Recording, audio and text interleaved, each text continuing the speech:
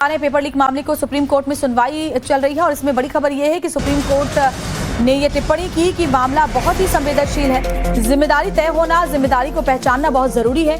और साथ ही supreme court ने यह भी कहा कि देखिए, यूपीएससी में हमने कभी ऐसे हालात नहीं देखे जो कि हम नीट में देख रहे हैं। हम युवाओं के साथ पूरी तरह से हैं। सरकार छात्रों के लिए बहुत चिंतित है। हालांकि सॉलिसिटर जनरल ने यह बात सामने रखी है और प्रधानमंत्री खुद मॉनिटर कर रहे हैं। सॉलिसिटर जनरल तुषार मेहता ने यह बात रखी है। एचआरडी मिनिस्ट्री एफिडेविट फाइल करे। सुप्रीम कोर्ट ने कहा एग्जाम के प्रोसेस की जानकारी देनी होगी। जुलाई के दूसरे सप्ताह में दाखिल करना होगा हलफनामा। ये बातें सुप्रीम कोर्ट की ओर से कही गई हैं।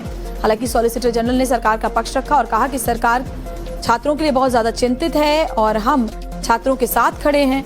लेकिन सुप्रीम कोर्ट ने तीखी टिप्पणियां की और कहा कि यूपीएससी में तो कभी ऐसे हालात नहीं देखे।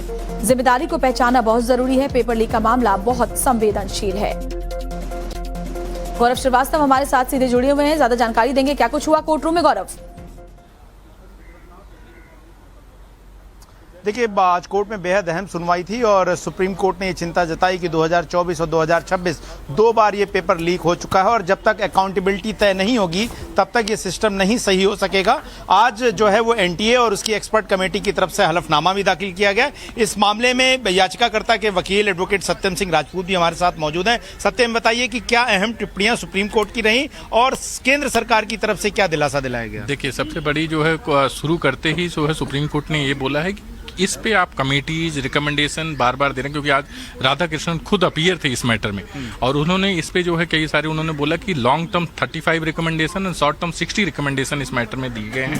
उन्होंने अपने काउंटर एफिडेविट में फाइल किया है जिसमें बहुत सारे रिकमेंडेशन को इम्प्लीमेंट कर दिया और बहुत सारे रिकमेंडेशन बाकी हैं। लेकिन कोर्ट ने ये बोला कि रिकमेंडेशन के बावजूद, कमेटी 2024 में बनने के बावजूद भी लगातार पेपर लीक के मामले हो रहे हैं। तो इसमें सबसे पहला जरूरी चीज ये है कि अकाउंटेबिलिटी तय हो कि पेपर लीक कहां से हो रहा है और किसने किया।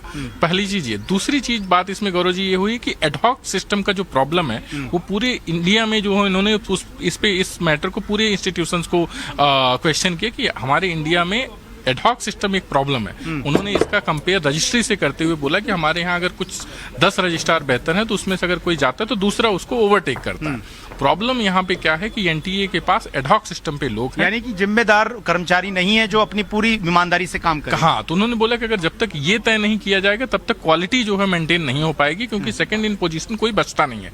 अगर एडहॉक पे कोई चला जाता है तो फिर नया कोई आता है। तो वहां पे एक तीसरा उन्होंने सबसे बड़ा ऑब्जर्वेशन ये लिया कि उन्होंने ये बोला है कि कोर्ट जो है इस मैटर को कुछ समय तक मॉनिटर करेगी और कोर्ट ऑब्जर्वेशन में ही सारी चीजें चलती रहेंगी। चौथी उसमें सबसे बड़ी बात उन्होंने बोली कि 22 लाख बच्चों के साथ साथ उनके पेरेंट्स का पैसा, इमोशन सब कुछ इन्वॉल्व होता है। इस पे सॉलिसिटर जनरल का एक कहना था कि we are dealing with the youth और उन्होंने कोर्ट के अश्योर किया कि ये पीएम के जो है ऑब्जर्वेशन में मैटर चल रहे हैं सारे।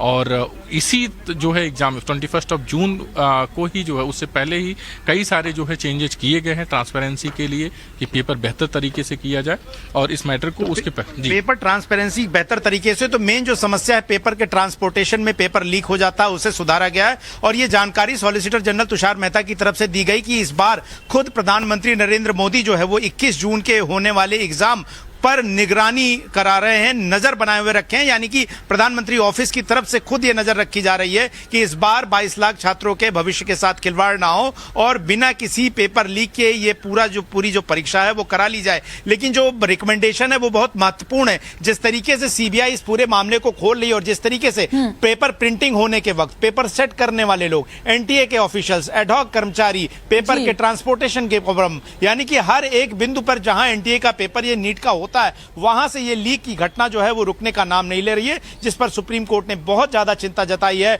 और कहा है कि इसे हम अपनी निगरानी में आने वाले कुछ दिनों तक रखेंगे और जुलाई के दूसरे हफ्ते में। बिल्कुल, और ये चिंता जताने वाली बात भी है क्योंकि लाखों छात्रों का भविष्य इस पर निर्भर रहता है। शुक्रिया आपको गौरव तमाम जानकारी देने के लिए।